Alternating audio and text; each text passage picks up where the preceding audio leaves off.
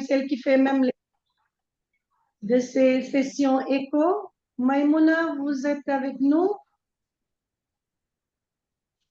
Oui, professeur Alimatou, je suis là, je suis là. Je vais ouvrir ma caméra.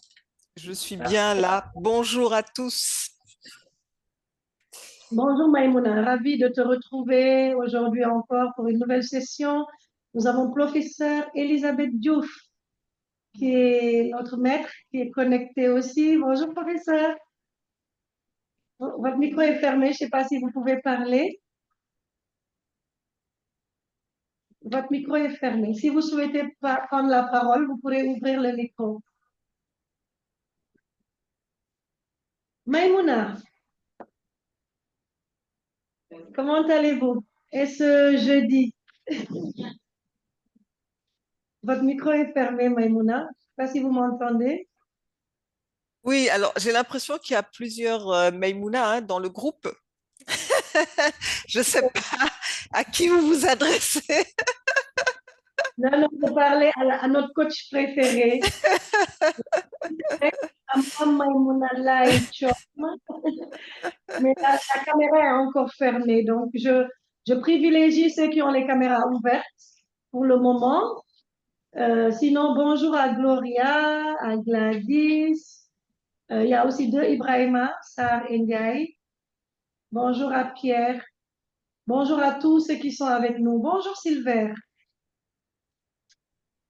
Bonjour, professeur. Comment allez-vous? Très bien, et chez vous? Ça va, Alhamdulillah. Silver, Oui, oui. vous êtes du pays encore. Moi, j'oublie, hein, j'ai une petite mémoire. D'accord. Je suis médecin du travail Oui. et chef euh, de sécurité santé au travail pour le personnel de la santé au Togo. Ah, Et c'est donc, vrai. bonjour, Merci, docteur Kevin. merci d'être avec Je nous. suis le sécurité santé au travail pour les urgences. D'accord. En tout cas, merci d'être connecté depuis le Togo. Je vois que Monsieur Ali est connecté. On dirait qu'il est en pleine séance de conduite. Les gens sont connectés de leur bureau, de leur voiture, de leur lieu de travail. Merci à tout le monde. Gildas, bonjour.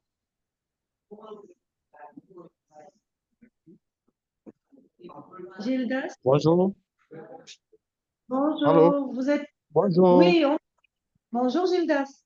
Bonjour, Madame Gildas Kempe, infirmier Oui. au centre de santé urbain de Toupa, en Côte d'Ivoire. Ah, bonjour Gildas, bonjour à toute la communauté ivoirienne. Mais moi, je suis fâchée Merci. avec la Côte d'Ivoire, hein. Depuis qu'ils nous ont Pourquoi? battus à la CAN. Non, vraiment, Ah, là, maintenant, vraiment, moi, les Ivoiriens, c'est plus mes amis. Il n'y a que Alphonse, comme c'est lui qui nous aide pour gender, et que j'ai pas de droit, mais vraiment, les Ivoiriens, maintenant, c'est la loi du football, c'est la loi du football. En tout cas, merci d'être avec nous. Merci. Merci. Bonjour, professeur, notre invité du jour, professeur Fatou Samba Ndiaye. Votre micro est fermé. Bonjour, professeur Alimatou. Bonjour, professeur. Merci d'être avec nous. Avec plaisir. C'est un grand plaisir d'être à côté de toi. Merci, c'est très gentil. Il nous reste encore une minute pour qu'on puisse commencer à l'heure parce que les échos, le principe, c'est qu'on commence à l'heure, on finit à l'heure. Bonjour Aimé, bonjour Omar Kairé, docteur Aimé Faye, la grande leader. Bonjour De la Aimé, FEMS, la grande de, leader de la FEMS. de la FEMS, de tout Kay. Bonjour Monsieur Traoré, je pense depuis la Guinée. Omar Traoré, bonjour. Aimé, vous vouliez prendre la parole? Allez-y. Par contre, on vous entend pas. Allô? Oui, bonjour docteur Aimé. Oui, vous m'entendez? Oui, très bien. Allô? Oui, Aimé, on vous C'était entend. oui, c'était pour vous dire bonjour et également saluer toute l'assistance. Et c'est un plaisir d'assister aujourd'hui à ces séances de professeur Fatou, notre chère présidente. Merci. Merci beaucoup. Je vois aussi que aujourd'hui, j'ai beaucoup de grandes amies, hein? Professeur Marietta Faye, bonjour.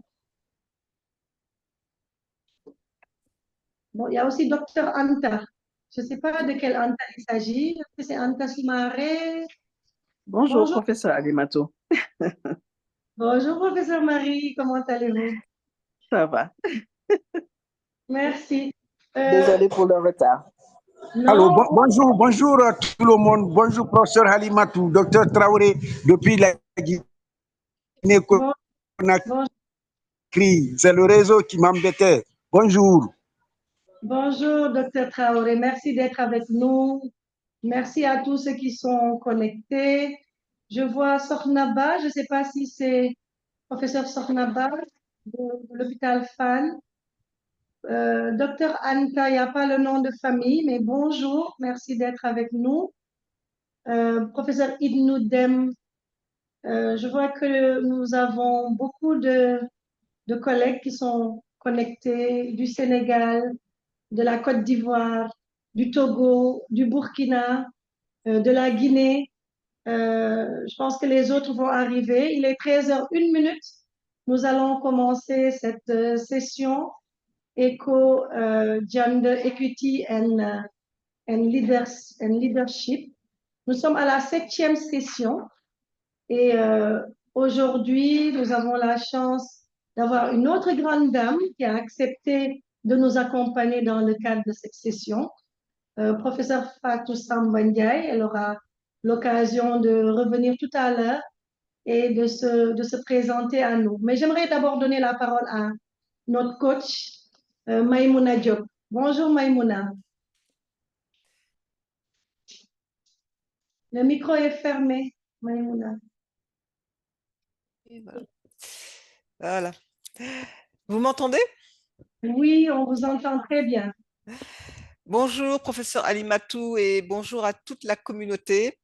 Encore une fois, c'est un honneur et une joie d'être là parmi vous et de pouvoir partager, faire ce partage de connaissances et ce partage d'expériences sur la thématique de ce jour qui est la prise de décision. Et je me présente très rapidement. Donc, je suis Maïmouna Diop, la fondatrice et directrice du cabinet Humanity Progress qui existe depuis plus de 11 ans. Et je suis aussi coach professionnel certifié. Voilà, professeur Alimatou.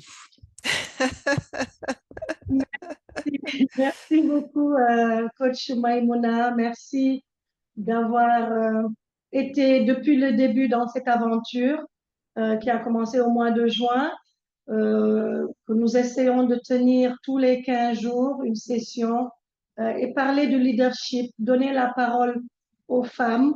Mais comme vous le voyez, nous avons une grosse communauté masculine qui est avec nous et je pense que c'est ça aussi le genre. Le genre, c'est hommes et femmes. Donc, on s'enrichit mutuellement. En tout cas, on est très content que la communauté s'agrandisse.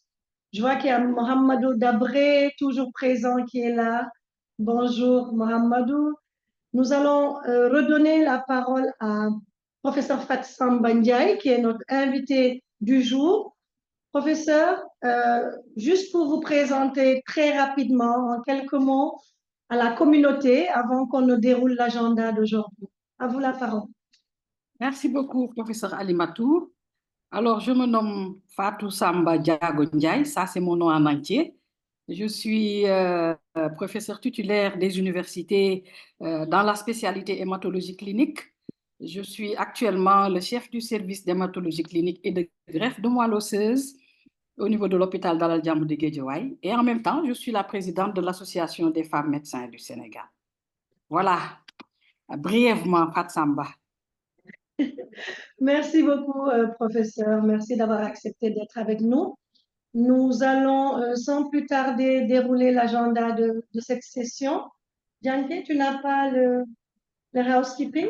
Bon, c'est parti. Je pense qu'on a des problèmes d'Internet ces jours-ci. Mais on va parler aujourd'hui de prise de décision. Euh, je vais te le renvoyer. Alors, les sessions sur le leadership, on a commencé d'abord par des définitions, hein. On a eu une session où il fallait définir c'était quoi le leadership. Ensuite, il y a eu une session sur les styles de leadership, une autre sur la connaissance de soi, comment mieux se connaître pour pouvoir connaître mieux les autres et son entourage.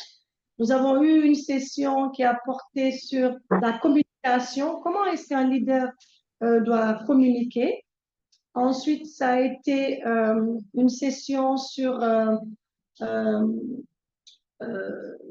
Maïmouna, tu peux me rappeler les deux autres sessions, celle où il y a eu professeur Kumba et puis professeur Aminata Diassé. Je pense qu'il y avait... ton micro est fermé. Je crois que j'ai un petit trou de mémoire. Alors, tu es en train de me poser une colle là. C'est pas gentil, hein, professeur Alimatou? Parce Bon, que moi, vraiment, côté mémoire, en fait, on bon, est tellement dans les formations qu'à un moment donné, on a du mal à situer toutes les... toutes les Mais sessions. alors, Voilà, je si je vais me te dire. souviens On bien, avait fait avec professeur Kumba, on avait parlé de motivation, voilà. leadership, motivation. Et avec professeur Aminata Diassé, je crois que c'était la session de la fois dernière, on avait parlé de, ça va me revenir, La dynamique de groupe. la dynamique. Et c'est grâce à... C'est Gladys qui l'a soufflé, là. Je l'ai vu dans le chat. Merci Gladys, entre parenthèses. Je ne dirais pas qu'on vieillit, il ne faudrait pas qu'on vieillisse On déjà, hein. vieillit, oui, on vieillit, c'est ça. Non, c'est parce il y a tellement de choses dans nos têtes que voilà, des fois, il y a des choses qui nous échappent. Alors, est-ce qu'on a l'agenda? Tu ne l'as toujours pas, Bianca? Oh là là. Bon, c'est bon, c'est arrivé. Donc, elle va nous présenter l'agenda d'aujourd'hui, une session éco normale, hein, où on va parler de prise de décision. Maïmouna va nous introduire la thématique, comme d'habitude. Ensuite, il y aura un témoignage qui sera fait par professeur Fatou Bandiaï par rapport à la thématique de la prise de décision. Puis, Maïmouna reviendra avec sa présentation beaucoup plus didactique. Et puis, on aura des sessions de questions et de réponses. Alors, vraiment, Maïmouna, quand on parle de prise de décision, qu'est-ce que tu peux nous en dire le temps que la diapositive s'affiche? Donc, j'ouvre mon micro. Alors, Voilà, peut-être je vais aller directement dans l'introduction. Et comme ça, ensuite, vous pourrez directement aller aussi dans le témoignage.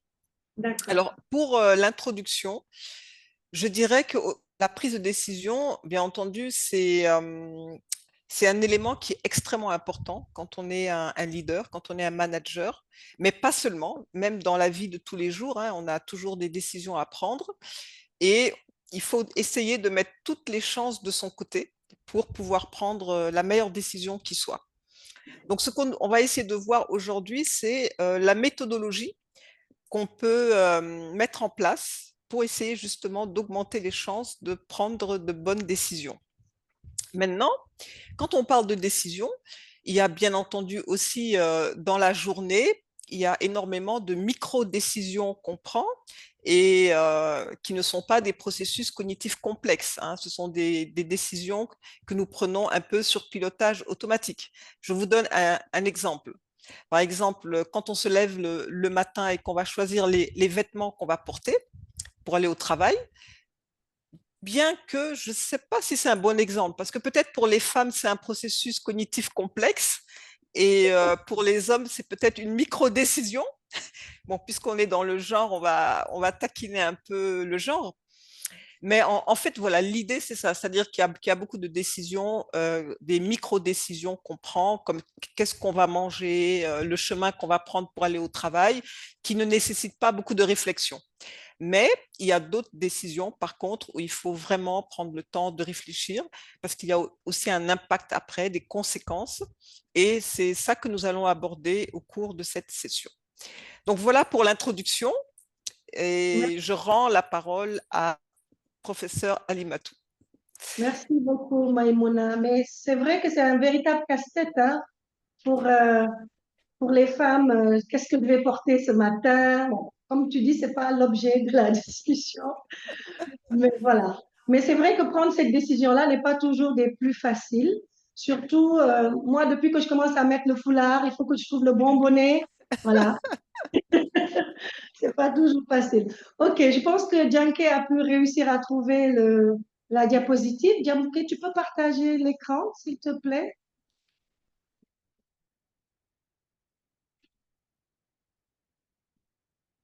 Ça vient ou pas?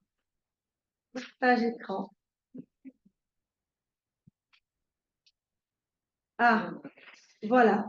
Donc, désolée de faire un peu les choses à l'envers, mais voilà l'agenda donc, pour cette session, la 7e, qui porte sur la prise de décision. Je vous ai déjà présenté Maïmouna. Moi, je suis la facilitatrice, coordonnatrice du projet EcoSN Gender Equity and Leadership. Et nous avons aujourd'hui Janke Samate qui joue le rôle de IT. La suivante, Janke. Alors, voilà, donc l'agenda, c'est vraiment un agenda classique pour ceux qui sont habitués. Présentation des participants, ouverture de la session et l'agenda, introduction de la thématique. Ensuite, le cas pratique avec le témoignage, j'ai pas la bonne diapo, de professeur Fatou Samba Diago Ndiaye. Ensuite, voilà, il y aura des échanges et puis il y aura une clôture. La suivante. Alors, il y a quand même quelques règles pour ceux qui viennent de nous rejoindre. On vous demandera de fermer votre micro lorsque vous ne parlez pas, de garder votre vidéo allumée autant que possible tout le long de la session. Lorsque vous prenez la parole, merci de vous présenter, de dire votre organisation, votre lieu de travail. Il faut qu'on ait un débit Internet suffisant. On espère que ce sera le cas pour nous aussi. Et si vous voulez intervenir, il suffit juste de lever la main comme ça ou d'utiliser les fonctions de Zoom. Si vous avez un problème technique, nous avons le chat via donc, le groupe WhatsApp. Et cette session, elle est enregistrée. Donc, merci. En étant là, déjà, ça veut dire que vous acceptez d'être enregistré. La suivante. Voilà. Alors, ces sessions, c'est 12 sessions au total. Et il est possible d'obtenir un certificat de participation après avoir assisté à au moins 50% des sessions. Mais attention, pensez à vous inscrire sur la plateforme. Parce que si vous n'êtes pas inscrit sur la plateforme ieco.org, vous n'êtes pas comptabilisé par le logiciel. Et donc, au moment de voir à combien de sessions vous avez participé, peut-être que le compte n'y sera pas. Et puis, pour finir, les données qui sont collectées au cours de ces sessions peuvent être utilisées juste pour des raisons de publication, mais de toutes les façons, les données seront complètement anonymisées. Suivante. Voilà, donc vous avez le QR code, vous pouvez le scanner, vous pouvez le transmettre à d'autres collègues pour pouvoir rejoindre le groupe WhatsApp. Merci à tous pour merci à Janke. On va passer très rapidement à la présentation de Maïmouna. Maïmouna, tu veux qu'on présente tes diapos ou tu veux qu'on passe directement au témoignage? Étant donné que j'ai fait déjà la petite introduction que j'avais prévue, je pense qu'on peut passer directement au témoignage et après on fera la présentation. Voilà, je pense que c'est plus simple comme ça. Merci. Donc, on va afficher la présentation de professeur Fatou Samba Diago Ndiaye, qui est une grande sœur, qui est plus qu'une collègue. Je pense qu'on a partagé beaucoup de choses. D'abord pendant l'internat à Le Dantec, et puis après, elle nous a abandonnés.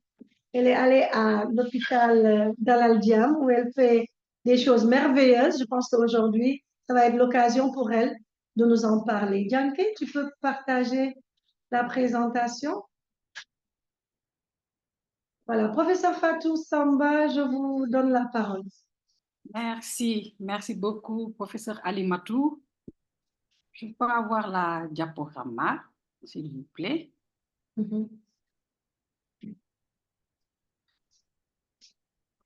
C'est bon. Voilà. Merci, merci, c'est bon. Alors, je ne pourrais pas avoir la main, c'est pas grave. Alors, par rapport à la question, la prise de décision, c'est vrai que c'est une thématique qui m'avait beaucoup, beaucoup intéressée. Quand tu m'as donné la liste pour voir où est-ce que je pourrais intervenir, je me suis dit, pourquoi pas la prise de décision, parce que étant femme, étant actrice de plein de choses, je me suis dit, pourquoi ne pas donner, par exemple, quelque chose sur un vécu durant la période Covid. Alors, la diapositive suivante, s'il vous plaît. Je me suis déjà présentée, hein, je suis professeure titulaire des universités, spécialiste en hématologie clinique. Je suis le chef du service ou la chef du service d'hématologie clinique et de greffe de moelle à Dalal Jamm. Alors, je suis la présidente de l'Association des femmes médecins du Sénégal et j'ai eu 2 titres honorifiques à titre de chevalière de l'Ordre national du Lion en 2022 et puis officière de l'Ordre national du Lion en 2024. Diapositive. Alors, nous, on a voulu intervenir par rapport à la prise de décision devant une urgence sanitaire. Comment en est-on arrivé à mettre en place le centre de traitement des épidémies de Dalal Jamm? Diapositive.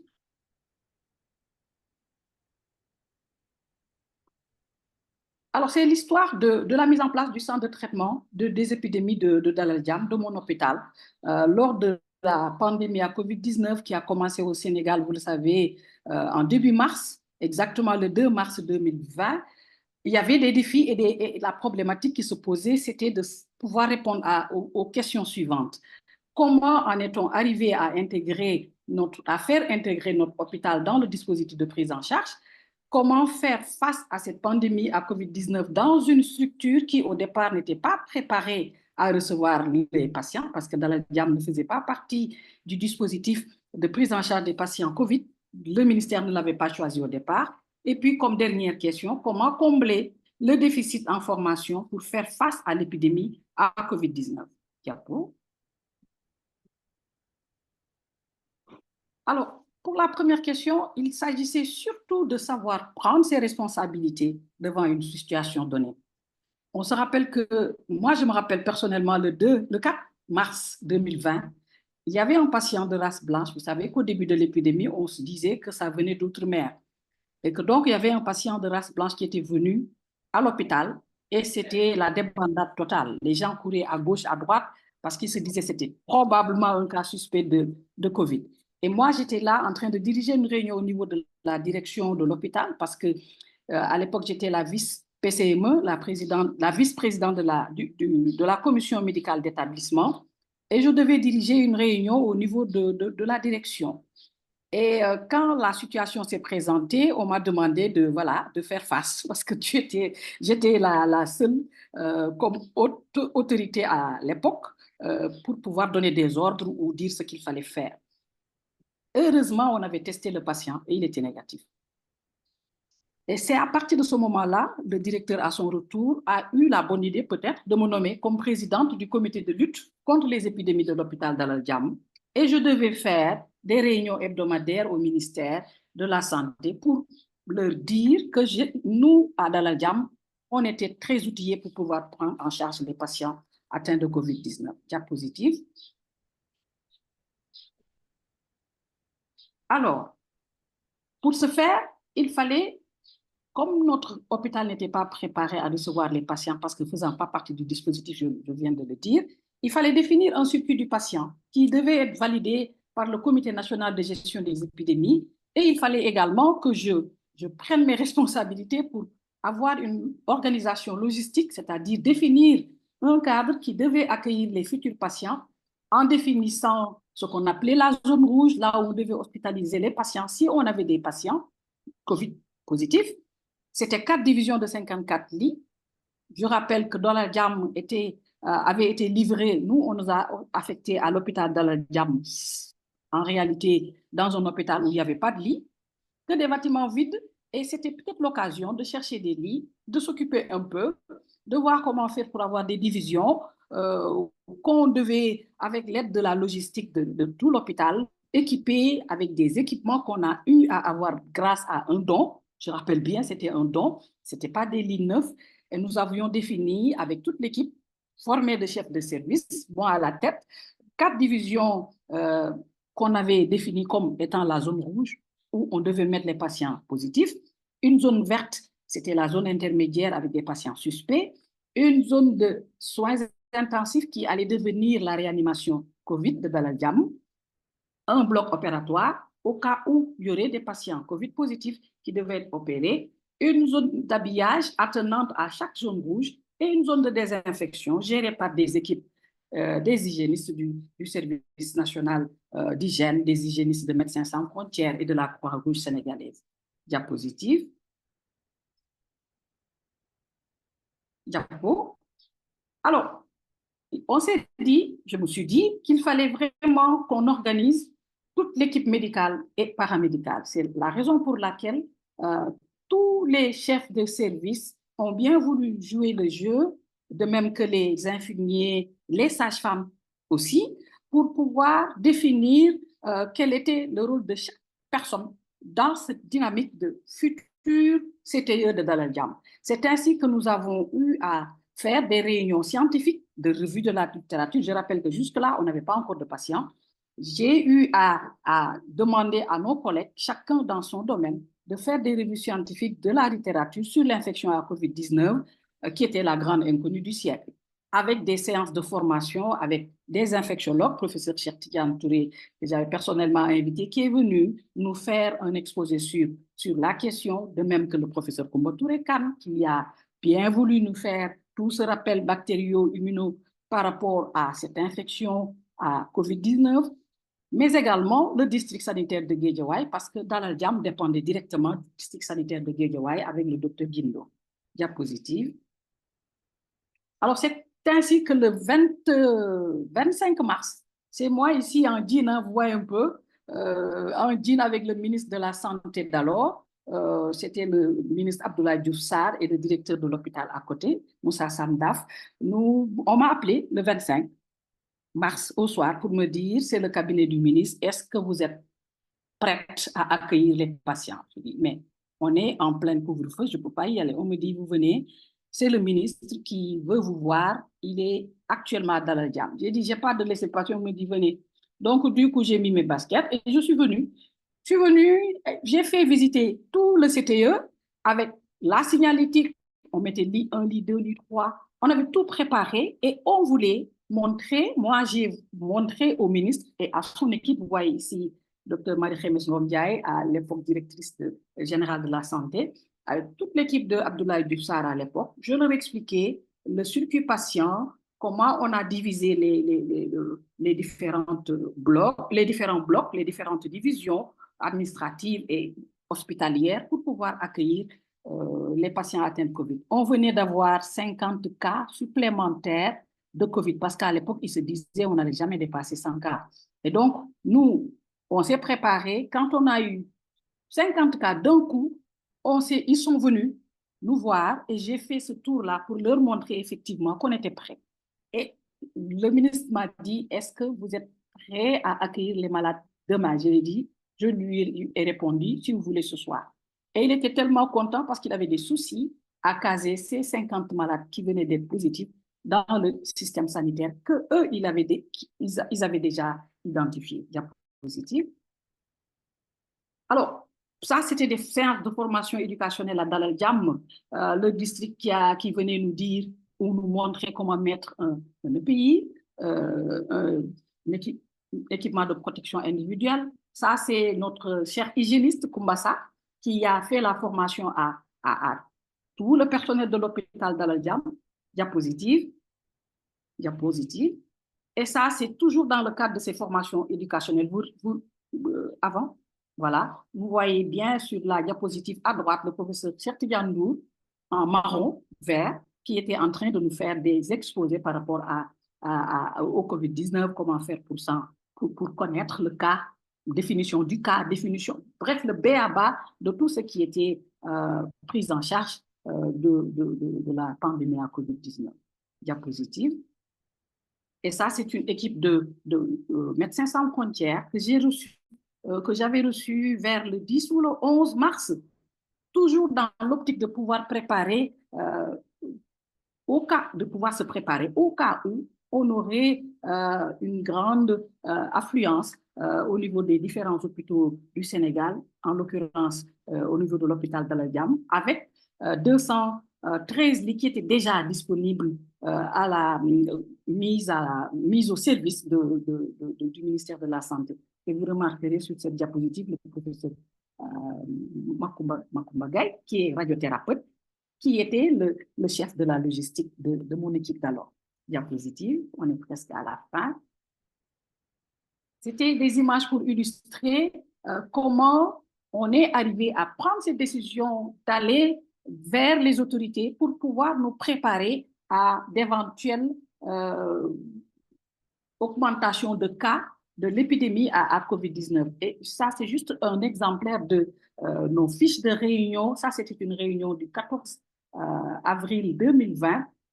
C'était des réunions journalières et à chaque fois, on avait un ordre du jour avec des responsabilités qui étaient allouées à chaque personne. Vous regarderez ici que l'hospitalisation était dédiée à professeur Luis Fortes, qui était censé de nous dire le nombre de patients hospitalisés, le nombre de nouveaux cas admis, les avis spécialisés. Est-ce qu'on a eu, par exemple, une femme enceinte COVID positive? Est-ce qu'on devait transférer des patients en réanimation à femmes? Par exemple, le nombre de sorties pour pouvoir communiquer cela au niveau du SAMU national, le nombre de lits disponibles, etc. Bref, avec surtout le soutien psychosocial que notre assistante sociale, Mme Badian, nous faisait régulièrement avec des points sur les sorties des patients et la réinsertion psychosociale. Diapositive. Cette fiche également pour vous montrer comment on s'est organisé. C'était toujours lors de cette réunion du 14 avril. Vous voyez les déchets, la gestion des déchets, la gestion des draps, les épis, les casaques, le linge des patients, comment on s'organisait pour pouvoir, pour chaque paramètre, comment définir les dispositions, qu'est-ce qu'il fallait faire et qui étaient les responsables pour chaque tâche que j'allouais à chaque membre de mon équipe. Diapositive. Et toujours lors de cette réunion, sur le plan logistique, Makumba Gaye, avec un membre du ministère de la Santé, M. Diouf, était chargé de nous donner des informations sur la réanimation, parce que la réanimation était en train d'être progressivement installée. On nous demandait où est-ce qu'on en était, par rapport à la zone de déchocage, où est-ce qu'on en était par rapport à la morgue, parce que ça posait d'énormes soucis par rapport à tous ces décès qu'on devait livrer aux parents, mais avec des précautions quand même bien définies. Par rapport à la pharmacie, même chose. On s'interrogeait sur l'état des commandes et des livraisons. Est-ce que tous les besoins étaient satisfaits? Et sur le plan biologique, on avait eu la chance d'avoir le professeur Koumba Touré-Kane, aidé en cela par le professeur Alibatou Sall, dans tout ce qui est biologie des patients COVID. Et puis, on finissait toujours nos réunions avec des petits items que retenir par rapport à ces décisions importantes qu'il fallait respecter et mettre en exergue. Diapositive. Et donc, finalement, les leçons que nous avons apprises de cette pandémie, de la mise en place de ce CTE, c'était que cette riposte nous a permis d'être promus au grade d'hôpital de niveau 4. Les autorités ayant vu nos dévouements se sont dit il faut vraiment qu'on puisse aider l'hôpital d'Alliance. C'est à partir de ce moment qu'on a eu quand même à avoir des équipements pour l'hôpital, parce que je rappelle, même affecté là-bas en 2016, ce n'est qu'après Covid qu'on a eu du matériel pour pouvoir travailler correctement. Et grâce à notre dévouement et nos prises de décision, nous avons été reçus par le président de la République, M. Macky Sall, le président d'alors, qui avait bien voulu nous financer nos projets personnels pour la création du centre de greffe de moelle osseuse et de thérapie cellulaire, qui a été livré en avril dernier, et pour également la création du centre de procréation médicalement assistée dirigé par le professeur Philippe Morera. Nous avions bien entendu commis des erreurs d'apprentissage. Alors, ces erreurs, c'est quoi? C'était ça, c'était une leçon de vie. Il y a eu beaucoup de stigmatisation de la population. Moi, j'ai l'impression qu'on a eu à traiter les malades plus par excès que par défaut. C'est peut-être bien d'un point de vue, mais on s'est rendu compte plus tard que c'était même pas de mettre tout le temps des EPI sous cette chaleur-là pendant 8 heures de temps. Il faut demander à Louise, où vous étiez dans ces EPI-là pendant 8 heures de temps du matin au soir pour voir les patients un à un. À un moment, on s'est dit, avec les recherches de la littérature, la revue de la littérature, il était peut-être possible de se contenter juste de Kazakh pour pouvoir prendre en charge tous ces patients-là. Ce n'était pas la peine de prendre toutes ces décisions, par exemple, le fait de mettre des EPI, etc., etc. Et ceci, c'est ce qui explique d'ailleurs les révisions périodiques de la prise en charge. Au début, vous vous rappelez, c'était dépister, isoler et traiter. Ensuite, la prise en charge a évolué, dépister, surveiller et traiter. Ensuite, la prise en charge est devenue une prise en charge ciblée sur tous ces patients-là qui ont eu des tares ou des comorbidités telles que les diabétiques, les hypertendus, les asthmatiques, certaines tares telles que les cancers, etc. C'est ces patients-là seulement qu'il fallait hospitaliser et les traiter. Et pour tout le reste, ces patients devaient être isolés chez eux avec des suivis par téléphone que nos équipes faisaient régulièrement. Et puis après, c'était la vulgarisation de la vaccination. Diapositive.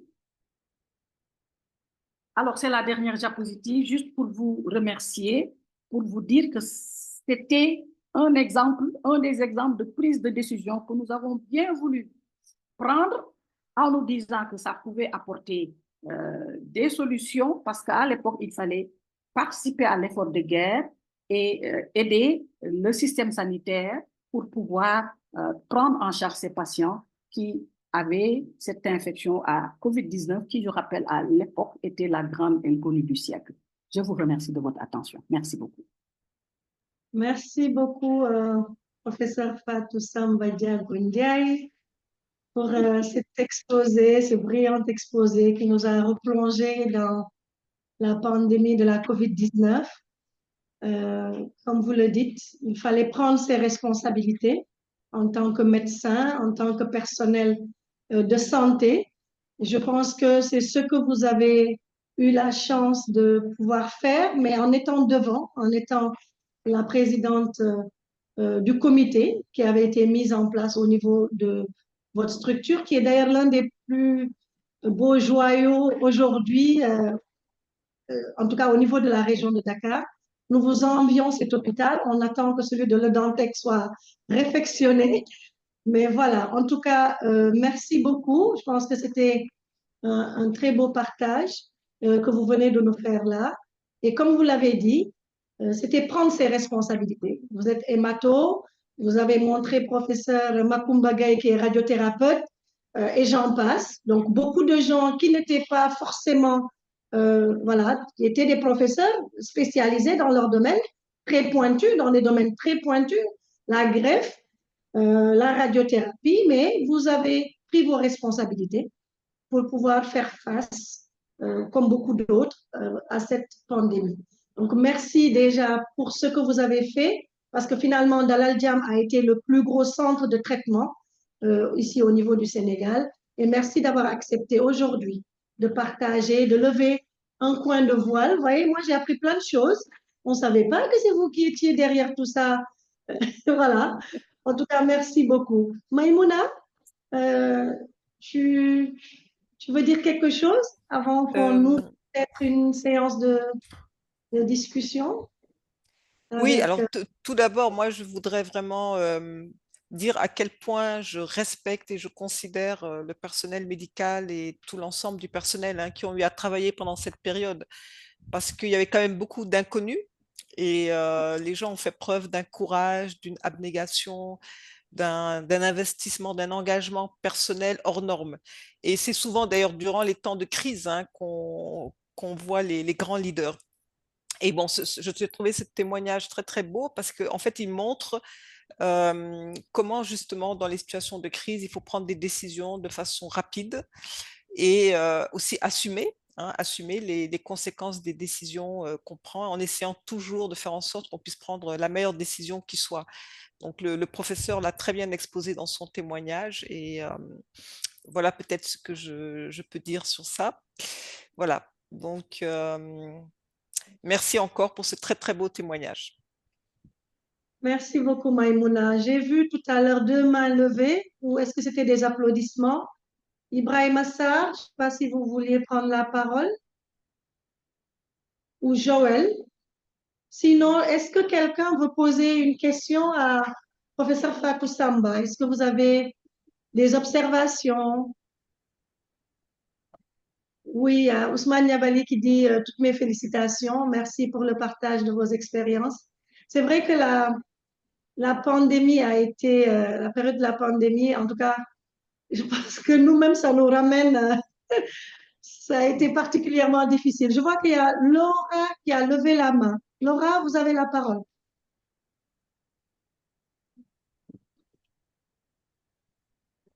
Alors, bonjour à tous. Comme bien énoncé au départ, je vais commencer par me présenter, s'il vous plaît. Donc, je suis Madame Gana Laura. Je suis résidente au Mali. C'est la première fois que je participe à ces sessions. Je remercie par l'occasion mon amie, ma sœur qui m'a invitée à participer. C'est Madame Lemdi. On est là.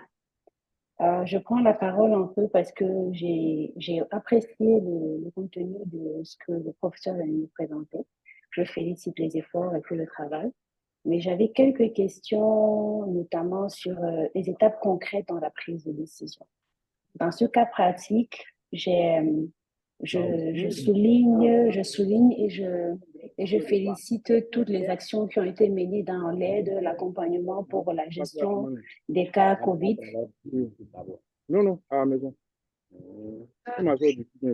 Vilkas, vous pouvez fermer. Merci. Voilà, je disais tantôt que du coup, je félicite toutes les actions qui ont été menées dans la gestion de ce cas COVID, mais moi, j'aurais bien aimé avoir plus de détails sur la méthodologie pour la prise de décision. Quelles sont les différentes étapes qu'ils ont eu à poser pour juger le pour et le contre? Est-ce qu'on met en place effectivement cette cellule de suivi? Est-ce qu'on décide de sortir du lot de ceux qui ont été présélectionnés pour aller montrer nos compétences? Quelles sont les étapes qui ont conduit à ça? Il y a eu des réunions préliminaires? Qu'est-ce qu'il y a eu dans le contenu pour décider de porter le projet vers l'extérieur? Je voudrais savoir concrètement qu'est-ce que le professeur a fait pour l'idée aussi bien les choses. Voilà ma question. Merci beaucoup. Merci beaucoup, Laura, pour cette question. Je pense que le professeur va y répondre. Je vous dirais, la connaissance, c'est une fonceuse. Ça peut être au quart de tour, mais peut-être qu'elle l'expliquera mieux que moi. Est-ce qu'il y a une autre question? Sinon, professeur Fatou Samba, je vous laisse y répondre. Tu as parfaitement répondu à la question parce qu'il fallait, je pense que Maïmouna va y revenir tout à l'heure. Des fois, on est confronté à des situations où il faut prendre la décision, prendre son courage à deux mains et foncer. Malheureusement, c'est peut-être malheureusement, je dirais malheureusement, c'est un peu ça qui me caractérise. Quand je dois prendre mes responsabilités, je les prends. Je les prends parce que d'autant que je n'avais pas le choix en plus. Et je me rappelle ce jour-là, quand ce patient blanc, entre guillemets, est venu dans le hall de l'hôpital, les gens ont fui. Parce qu'à l'époque, on disait que ça venait de la Chine, d'outre-mer, entre guillemets, et que, bon, on avait peu d'Africains quand même qui étaient contaminés. Dès qu'ils ont vu le monsieur, tout le monde a fui. Et on me dit, Fatou, tu dois prendre tes responsabilités. Il y a une voix intérieure qui me dit, tu dois prendre tes responsabilités, gérer le cas. J'ai pris le patient, je l'ai amené dans mon service parce que personne ne voulait le prendre dans son service. Je l'ai mis dans une cabine. J'ai fait le test rapide. À l'époque, je rappelle, il n'y avait pas d'infectiologue dans la gamme. Lui, Fortes, est venu le jour où on a amené les 50 cas. Ça s'est passé comme ça.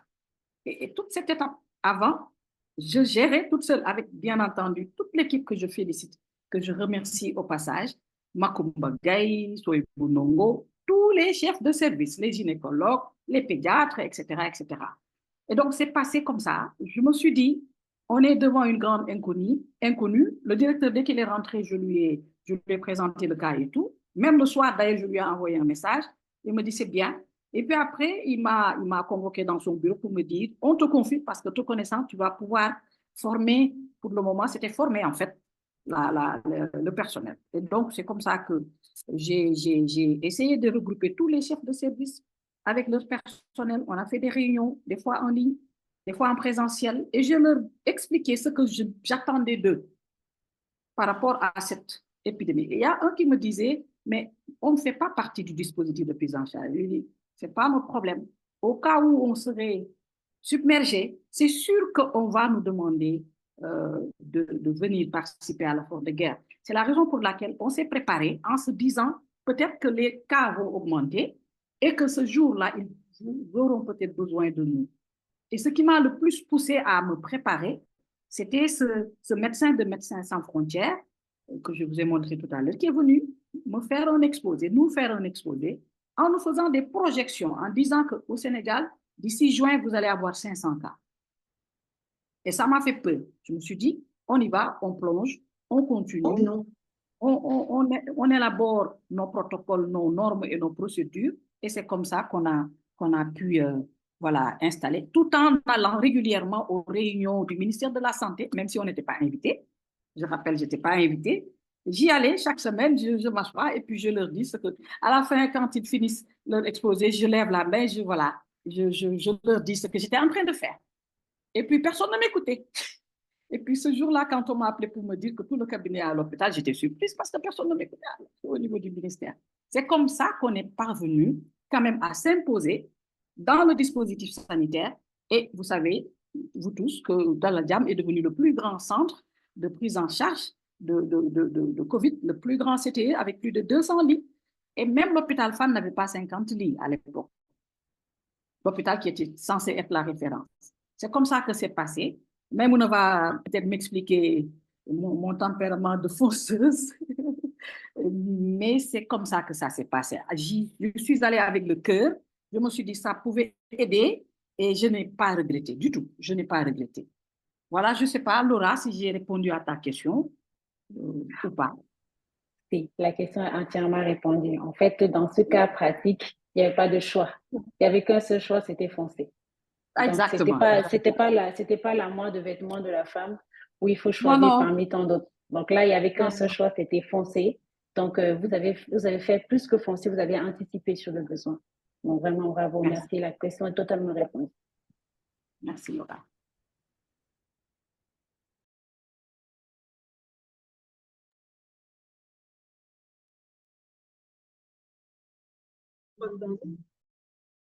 Alimatou? Tu as fermé ton micro, Alimatou, GLM.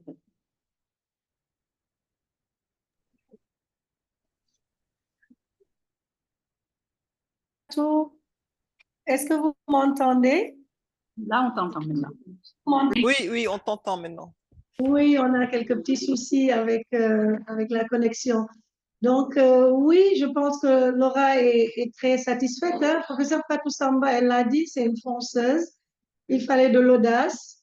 La COVID-19, au début, c'était une chasse gardée. Voilà, il fallait qu'on soit infectiologue et pas n'importe quel infectiologue, qu'on vienne du bon coin. Il fallait venir aussi du bon côté pour être habilité à tester. Nous, on a attendu le mois de juillet pour qu'on nous autorise à tester. Alors que quand même, voilà, donc on comprend parfaitement que c'était pas facile et qu'il a fallu se battre. Et je crois que c'est ce que vous avez vécu et qu'aujourd'hui, vous nous avez présenté. Est-ce qu'il y a une autre intervention? Tout à l'heure, je crois que j'ai vu Sylvestre. Je ne sais pas s'il a déjà pris la parole. Non. Vous voulez poser une question, Sylvestre? Oui. Une question au professeur. Vraiment, merci et félicitations pour vraiment, c'est vraiment intéressant, très magnifique. Je vois que véritablement, elle a pu très rapidement foncer et prendre des décisions. Mais ce que j'aimerais poser comme question, parce que pour prendre des bonnes décisions, ça veut dire qu'il y a quand même un background. C'est-à-dire que, est-ce qu'elle, selon elle, le fait qu'elle soit peut-être engagée dans d'autres choses comme l'association des femmes médecins dont elle est la présidente. Est-ce que le background qu'on a ou les engagements personnels qu'on a peuvent influer sur notre capacité à décider beaucoup plus rapidement? Donc, c'est ça que je veux voir quels sont les autres éléments parce que ce n'est pas toujours facile. Hein. Certaines personnes vont être devant ça, ils vont être totalement tétanisés, pas prendre des décisions. Bon, c'est l'autre qui va le faire. Mais est-ce que le fait d'avoir ces backgrounds-là, de ce qu'elle avait fait avant, ont facilité sa prise de décision pour aller et disons, booster son leadership? Donc, c'est ce que je voulais voir parce que, bon, j'en sais un peu quelque chose par rapport à moi, même sur certaines choses. C'est pourquoi je voulais voir un peu ce que ça a comme influence pour sa prise de décision. Merci beaucoup. Merci beaucoup, Sylvain. Professeur Fatou. Merci, Sylvain. Alors, je suis devenue présidente de l'Association des femmes médecins 4 ans plus tard, ou 3 ans plus tard, 2023, en 2023 seulement. C'est peut-être ma nature, peut-être, Alimatou. On a été ensemble dans pas mal de choses. Il faut dire que peut-être que j'ai toujours été comme ça. Je me bats, j'ai toujours eu ce tempérament de battante, de garçon manqué, qui s'habille en pantalon, qui court à gauche, à droite, voilà. J'ai été éduquée en réalité comme ça. Ma mère n'a eu que des filles, et donc c'est peut-être ceci qui explique cela. On a toutes des tempéraments de garçons et de battantes. Hein. Ça, je le dois vraiment dans 90% des cas à ma défunte maman, que Dieu ait pitié de son âme. Mais ce n'est pas le fait d'être présidente de l'Association des femmes médecins. C'était quelque chose qui était là. On s'est toujours battu depuis l'enfance jusqu'à présent. On continue de se battre pour nos principes, parce que voilà, il y a des principes voilà, auxquels on croit fermement et on se dit qu'on est là pour pouvoir laisser des traces pour que demain, qu'on puisse dire ça, c'est telle personne qui a eu à le faire. Moi, je suis très institution.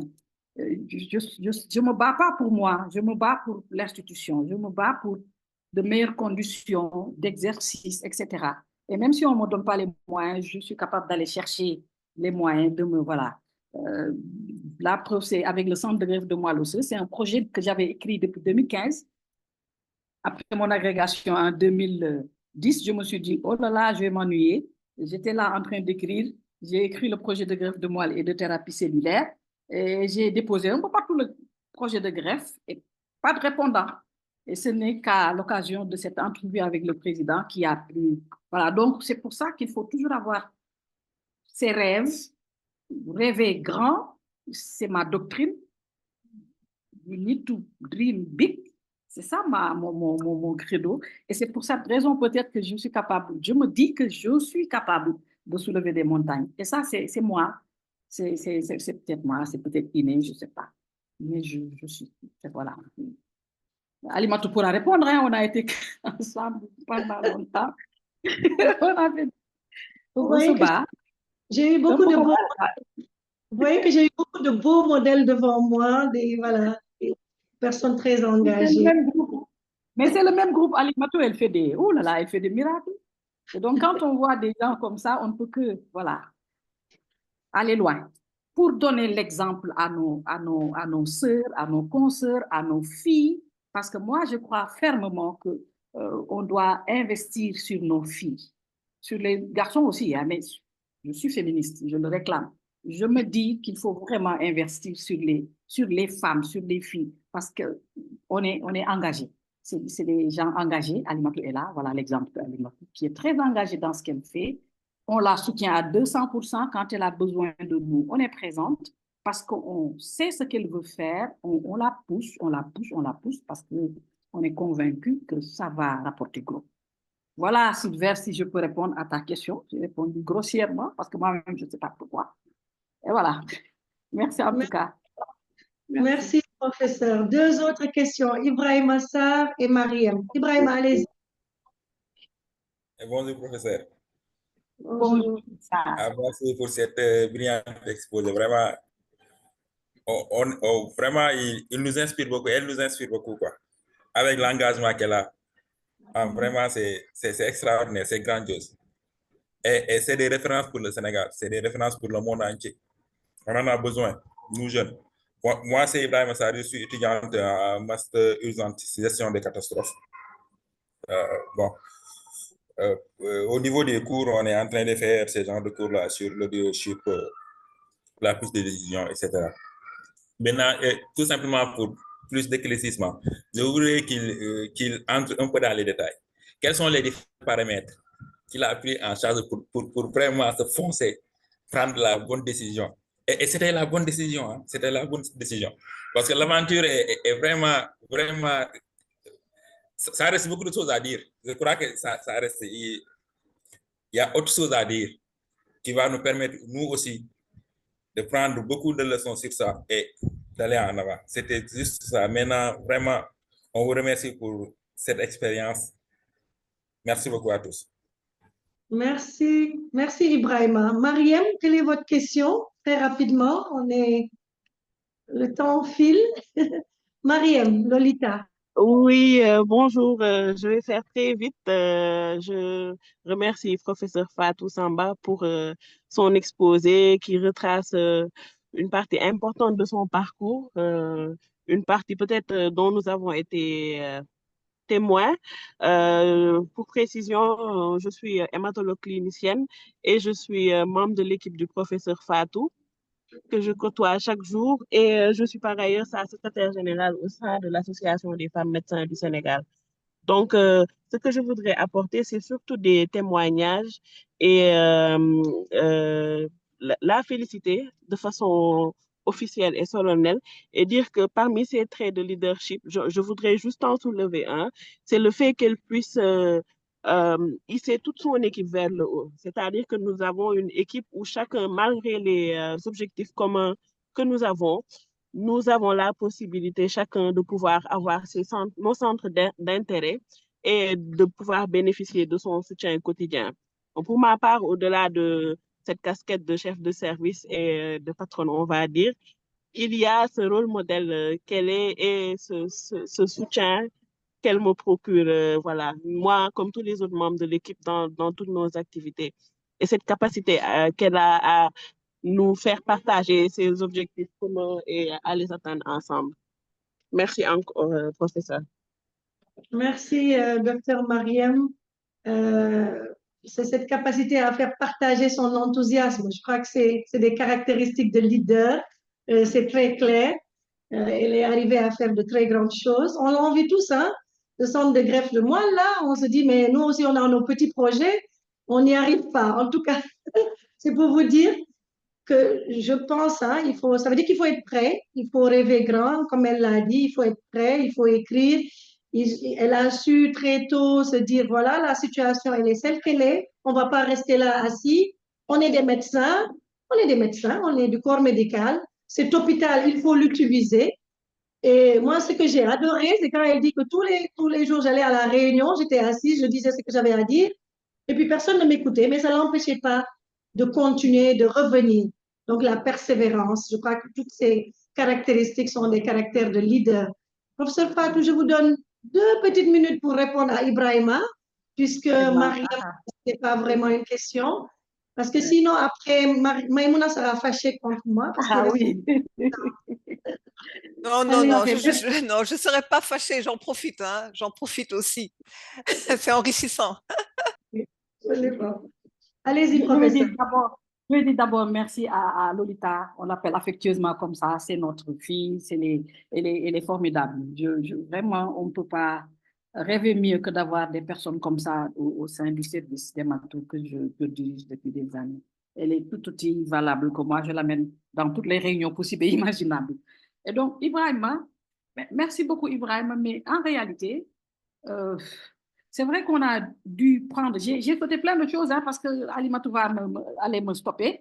Il y a eu plein de processus. Par exemple, dans ce processus-là de nous faire intégrer dans le dispositif, je me rappelle une fois à une réunion du ministère de la Santé, il était question de voir ou de trouver des solutions par rapport aux EPI qui commençaient à être en manque, de même que les masques et les charlottes, etc.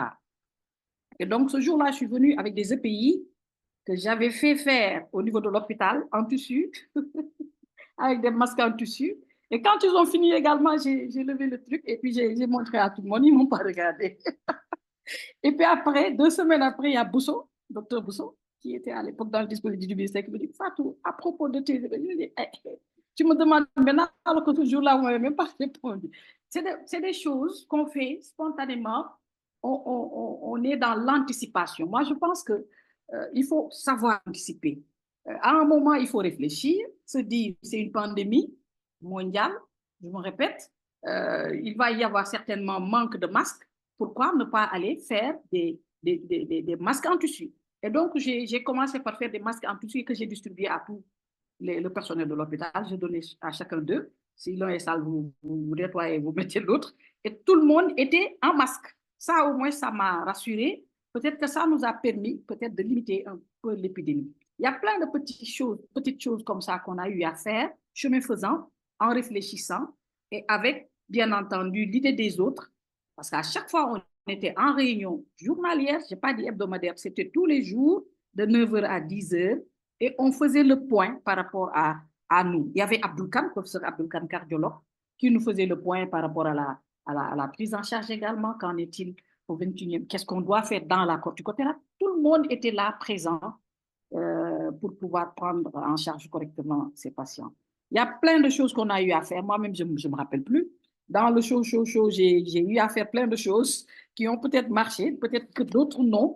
On a exagéré, comme je l'ai dit en conclusion, dans la prise en charge, mais ce n'est qu'après qu'on se rend compte qu'on en a fait. On a traité plus par excès que par défaut. Et ça nous a peut-être aidé dans la prise en charge des patients en essayant de limiter au maximum la transmission entre les cas communautaires et les patients ou la communauté tout simplement.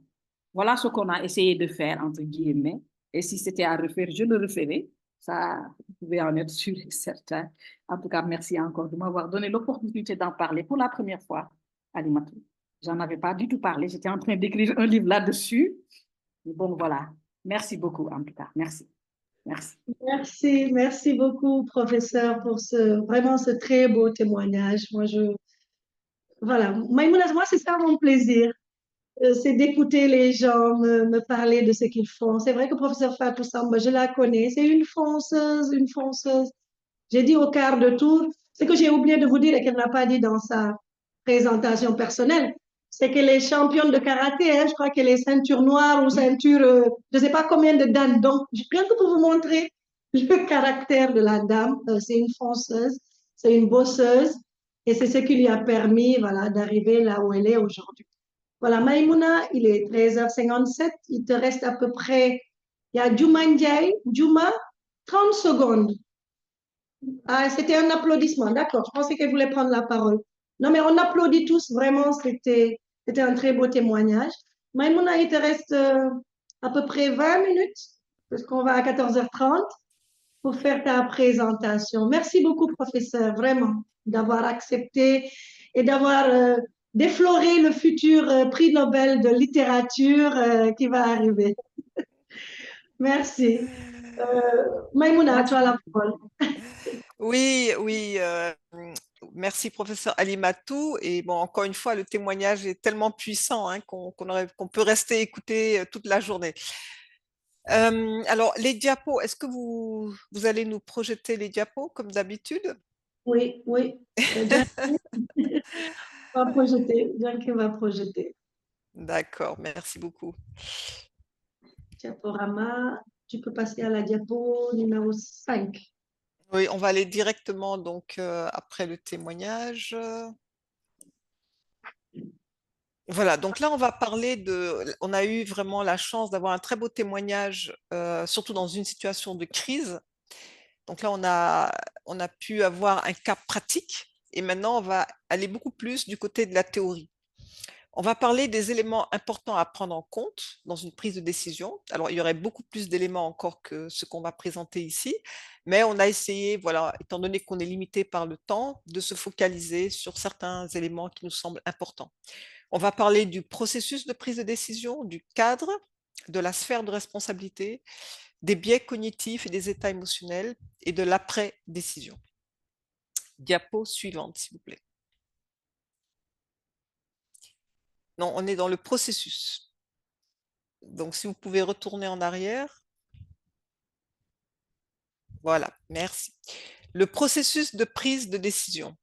Alors, lorsqu'on prend une décision, alors là aussi, il faut bien distinguer la décision quand il y a une situation de crise et la décision lorsqu'on est dans un état normal, dans un contexte normal.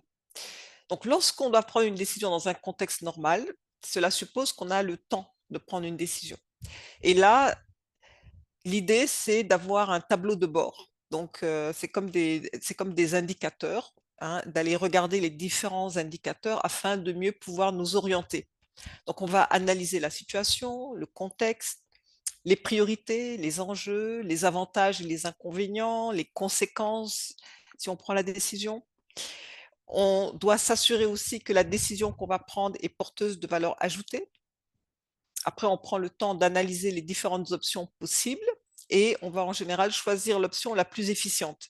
Quand on parle d'efficience, donc c'est en termes de qualité, de ressources, donc de coûts, de moyens qu'on va mettre et aussi de délai. Donc ce sont souvent les 3 critères qu'on va prendre en compte.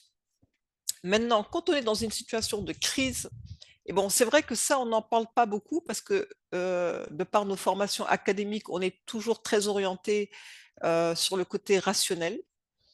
Mais quand on est dans une situation de crise, bon là, je partage un peu mon ressenti à moi, hein. C'est pas dans les livres, mais j'ai l'impression qu'on se connecte à une dimension de nous-mêmes, je dirais peut-être une dimension supérieure, qui fait que à un moment, c'est comme si on est guidé aussi. C'est comme s'il y a une force à l'intérieur de nous, une force intuitive qui nous guide souvent et qui fait que voilà, on va prendre certaines situations. Maintenant, il faut bien sûr écouter aussi. Il faut écouter cette force intuitive. Il faut aussi avoir le courage de la faire vivre. Mais j'ai remarqué que quand il y a vraiment des situations de crise où il y a parfois même question de vie ou de mort, moi je l'ai vécu une fois parce qu'on était dans un vol et il y a un des moteurs qui avait lâché, donc on était en plein air. Et la façon dont les pilotes ont géré la situation, pour moi, c'était vraiment extraordinaire. J'avais l'impression que voilà, on était dans une autre dimension de l'être humain. Donc, c'est juste pour vous dire que n'occultons pas aussi cette dimension plus intuitive, plus spirituelle. Diapo suivante, s'il vous plaît. Alors, quand on va prendre une décision, il y a aussi le choix de décider seul ou de décider en groupe. Alors, les avantages lorsqu'on décide de décider seul, c'est qu'il y a souvent la rapidité.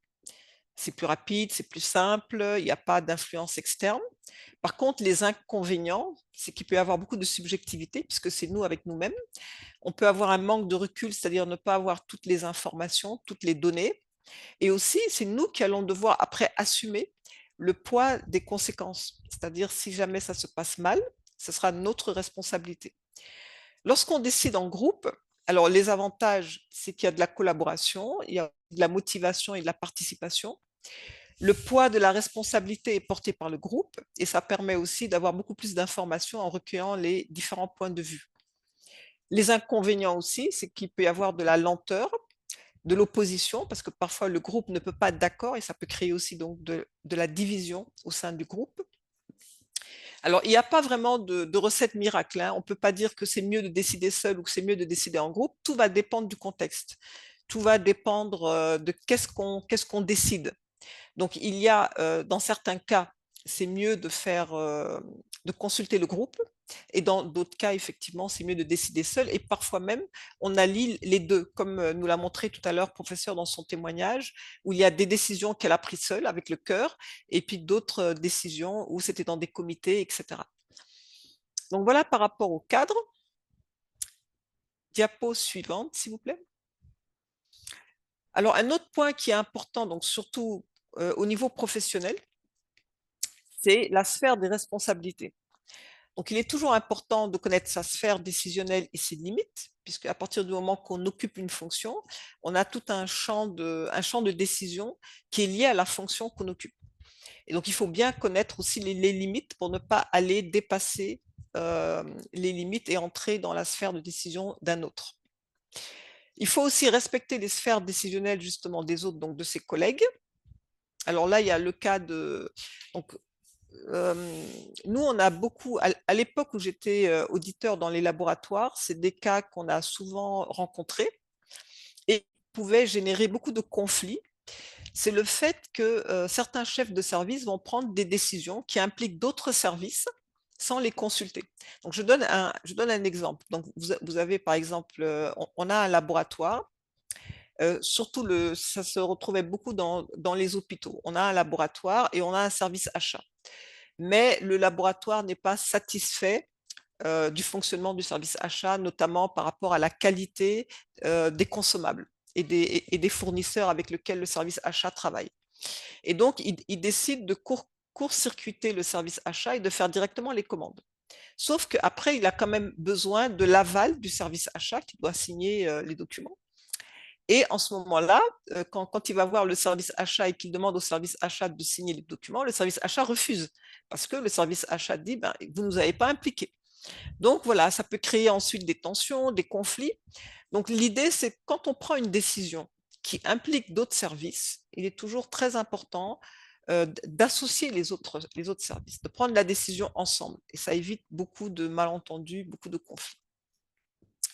Ensuite, il y a aussi un autre cas de figure qui est parfois source de tension, c'est appliquer les décisions qui viennent de la hiérarchie. Donc, quand on a, même si on est chef de service, on a souvent un N+1, une autorité, et parfois on doit appliquer des décisions qui viennent de l'autorité, mais avec lesquelles on n'est pas d'accord. Alors, comment est-ce qu'on fait? Comment est-ce qu'on se comporte? Diapo suivante, s'il vous plaît. Donc, c'est l'attitude face à la décision imposée. Alors, il ne faut pas... c'est important parce qu'on a vu des chefs de service, quand ils ne sont pas d'accord avec la décision de l'autorité, ils vont avoir un certain type de comportement qui finalement risque de se retourner contre eux. Donc c'est pour ça qu'on dit que même si vous n'êtes pas d'accord, mais que la décision vient de l'autorité, ce qu'on recommande en général, c'est d'écrire juste la situation à vos équipes en évitant de faire des commentaires et en se basant uniquement sur les faits, éviter d'exprimer ses ressentis à l'équipe et chercher la meilleure solution pour la mise en œuvre de la décision. Parce que si vous n'êtes pas d'accord, alors vous pouvez essayer toujours de rencontrer votre supérieur, d'échanger avec lui et de lui présenter les arguments pour lesquels vous n'êtes pas d'accord. Mais évitez de l'exposer devant vos équipes. Pourquoi? Déjà, parce qu'il y a toujours l'effet miroir, c'est-à-dire qu'à partir du moment que vous êtes en train de critiquer votre supérieur et que vous montrez que vous n'êtes pas d'accord, vous êtes en train d'ouvrir une brèche qui fait que demain, vos équipes aussi, si elles ne sont pas d'accord avec vous, n'hésiteront pas à faire la même chose que vous. C'est ce qu'on appelle l'effet miroir. La deuxième chose, c'est que en tant que chef de service, vous êtes aussi l'ambassadeur de l'autorité. Hein. Donc, vous avez toujours intérêt à essayer de maintenir une bonne relation avec l'autorité, pour que l'autorité aussi, demain, si vous avez des problèmes avec vos différentes équipes, que l'autorité puisse vous supporter. Et vous savez, dans une entreprise, tout se sait. Hein. Donc, si vous parlez mal de l'autorité à vos équipes, il faut savoir qu'il y a de fortes chances que ça va remonter parce que les autorités ont toujours des relais. Donc, c'est important d'avoir cette posture de maturité aussi. Hein. Donc, parfois, on n'est pas toujours d'accord, mais il faut éviter en tout cas de l'exposer devant ses collaborateurs. Donc, éviter de se décharger de toute responsabilité, d'exprimer ses ressentis, de se victimiser ou tout simplement ignorer la décision qui est venue d'en haut ou appliquer la décision en évitant de communiquer. Quand il y a une décision, même si vous n'êtes pas d'accord, communiquez parce que normalement, toute décision implique un changement. Hein. On en parlera dans la session prochaine et donc, il faut préparer les équipes au changement qui viendra. Très bien. Diapo suivante. Alors, il y a aussi des moments où on peut décider de ne pas décider, puisque la qualité d'une décision, elle est souvent liée au degré de liberté, au niveau d'information qu'on a, et aussi au temps dont on dispose. Alors, il y a des cas ou si on doit prendre une décision qui ne relève pas uniquement de notre responsabilité, on peut décider de ne pas décider, en tout cas seul. Il y a aussi d'autres moments où on n'est pas en état de décider. Alors là, encore une fois, je ne parle pas des situations de crise, parce que les situations de crise, c'est des situations exceptionnelles. Mais en général, lorsqu'on veut prendre une décision éclairée, justement, il y a le mot éclairé, donc une décision claire, c'est important qu'on puisse être dans un état émotionnel calme. Parce que plus on est dans des états émotionnels calmes, plus on peut prendre des décisions de façon très posée, de façon très claire, de façon rationnelle. Et aussi, faire attention, parfois il y a des tentatives de manipulation, donc on peut vous mettre de la pression pour vous obliger à prendre certaines décisions. Donc là aussi, dans ces cas-là, vous pouvez dire stop et dire je veux prendre mon temps pour décider. Diapo suivante, s'il vous plaît. Alors, pensée et biais cognitifs. Donc, les biais cognitifs, on en a déjà parlé dans une session précédente. Je vais juste faire un petit rappel. C'est-à-dire que quand on prend une décision, on doit essayer d'avoir une certaine clairvoyance. Donc, pouvoir traiter l'information de la façon, je dirais, la plus pure possible, en se basant vraiment sur des faits et pas sur des qu'en dira-t-on ou sur des choses qui ne sont pas forcément vraies. Donc, il faut faire très attention avec les biais cognitifs. Le biais cognitif, pour rappel, c'est une distorsion dans le traitement de l'information. Et encore une fois, ça n'a rien à voir avec le niveau d'études qu'on a eu à faire, les diplômes. C'est tout simplement que très souvent, on est sur pilotage automatique. Notre cerveau se met sur pilotage automatique pour ne pas dépenser trop d'énergie. Parce que quand on est dans des réflexions profondes, il ne faut pas l'oublier, on consomme une grande énergie. Et quand notre cerveau est sur pilotage automatique, il fonctionne beaucoup par association et il est très facilement influençable. Donc, c'est là où il faut faire attention. Donc, je donne un exemple. On va toujours prendre le cas des laboratoires. Supposons que vous voulez acheter un équipement nouveau et que vous entendez qu'il y a un collègue qui vous dit « Ah voilà, il y a tel labo qui a acheté tel automate.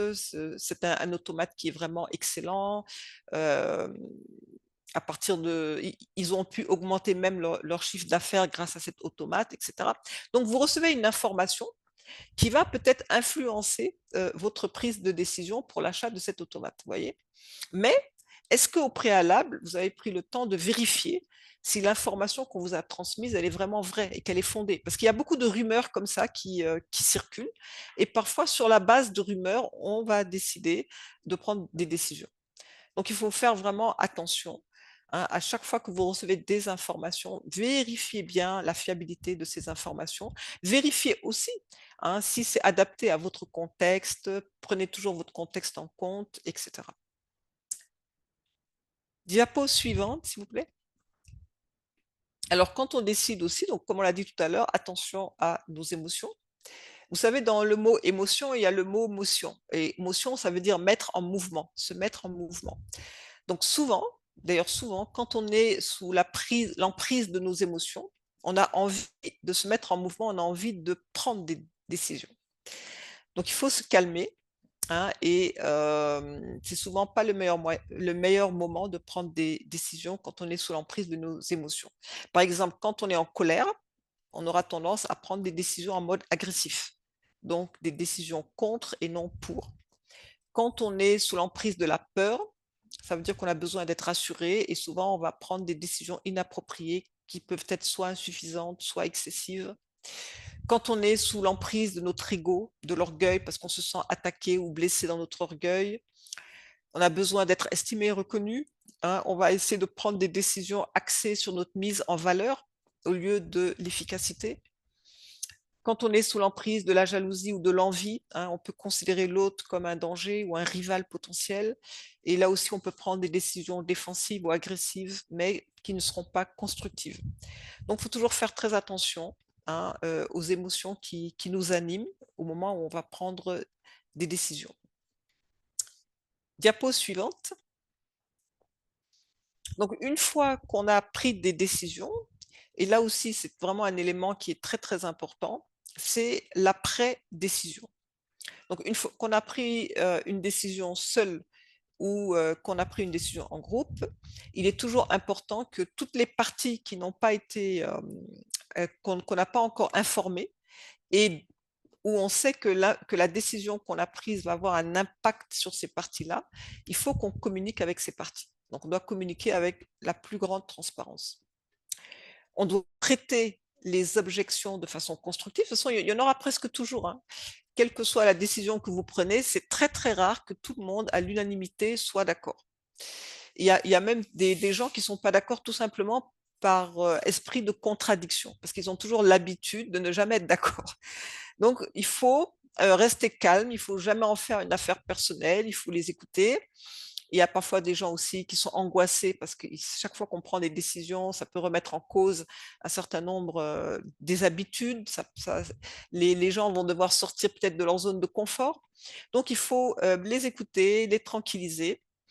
Il faut aussi savoir reconsidérer sa décision si nécessaire. C'est-à-dire que si vous avez pris une décision seule, par exemple, et qu'en exposant votre décision à vos équipes ou à vos collègues, vous vous rendez compte qu'il y a des éléments importants que vous n'aviez pas pris en compte, eh ben, il ne faut pas avoir peur de reconsidérer votre décision. Ce n'est pas faire preuve de faiblesse, mais au contraire, hein, c'est faire preuve d'intelligence et de finesse.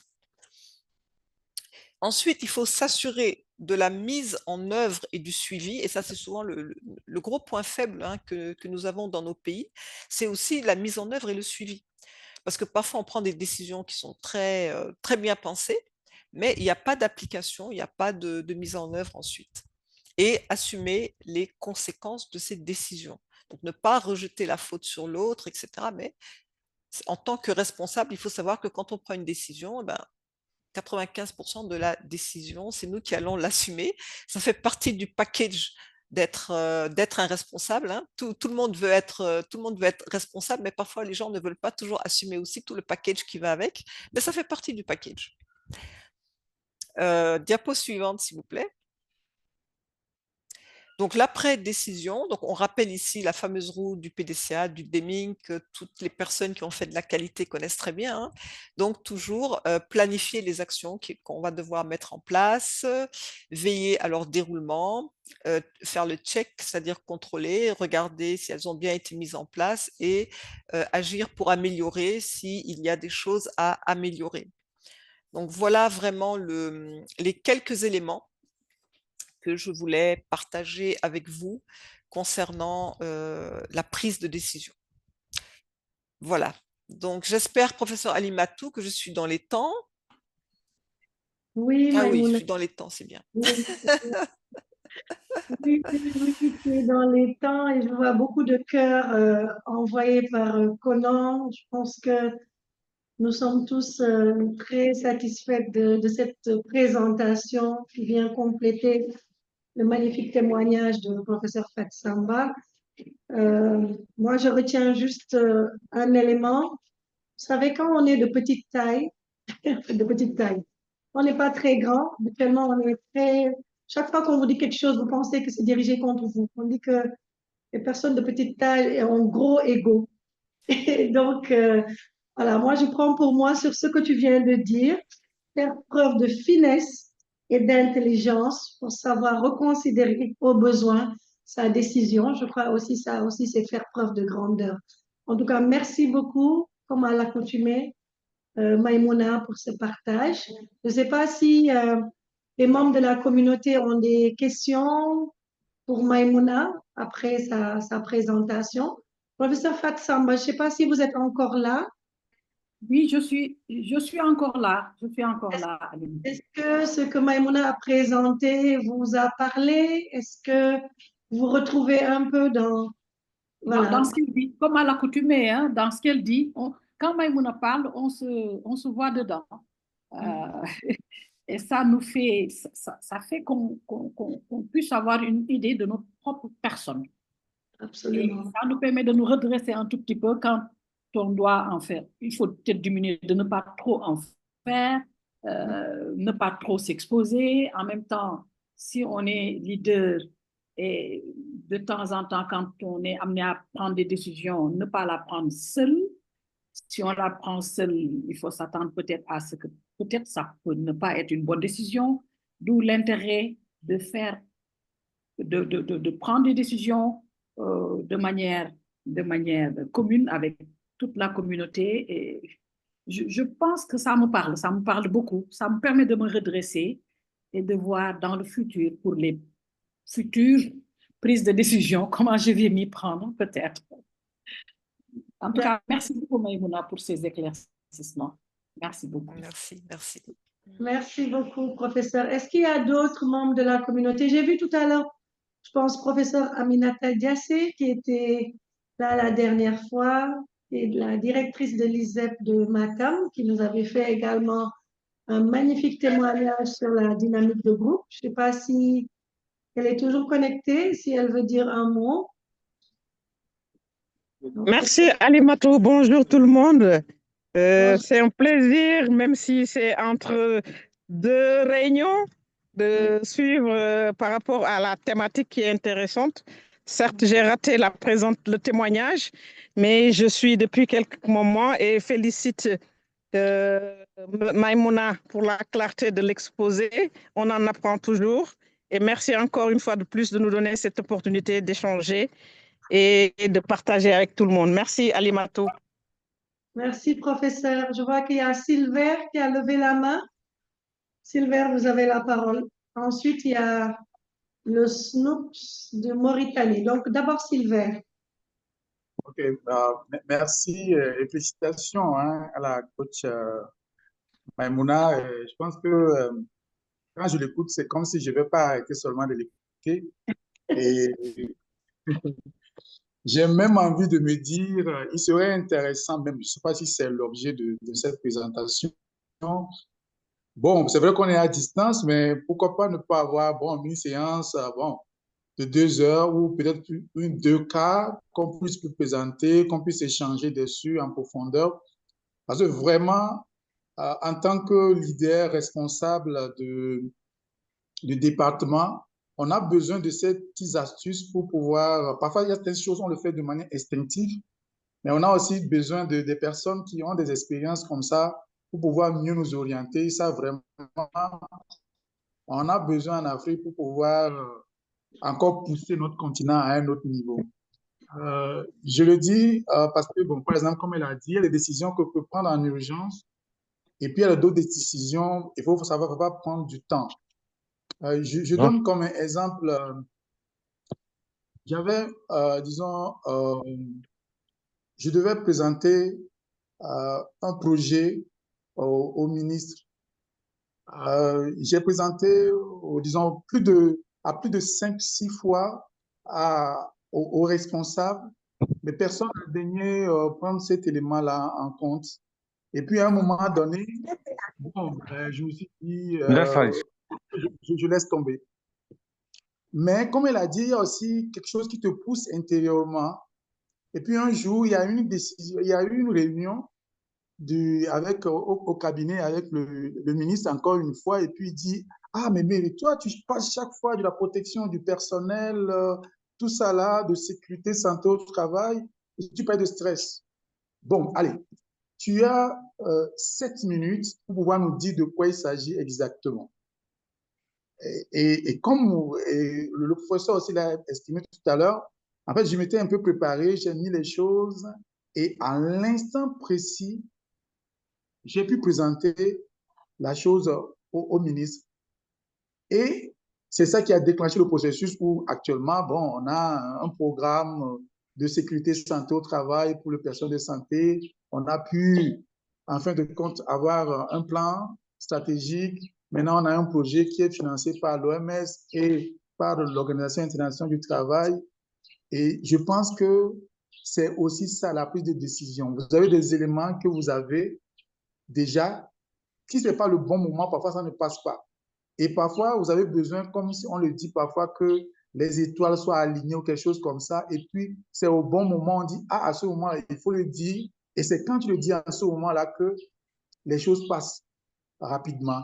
Et comme elle a dit aussi, il faut aussi prendre en compte ceux qui sont autour de toi. Il y a des décisions où tu dois le prendre tout seul, mais il y a des décisions pour lesquelles tu vas réfléchir. Et peut-être c'est un clic de tes collaborateurs qui va dire, est-ce qu'on ne pourrait pas faire ça comme ça? Et quand tu fais ça, et puis ça avance. Donc, voilà un peu ce que je voulais partager avec vous.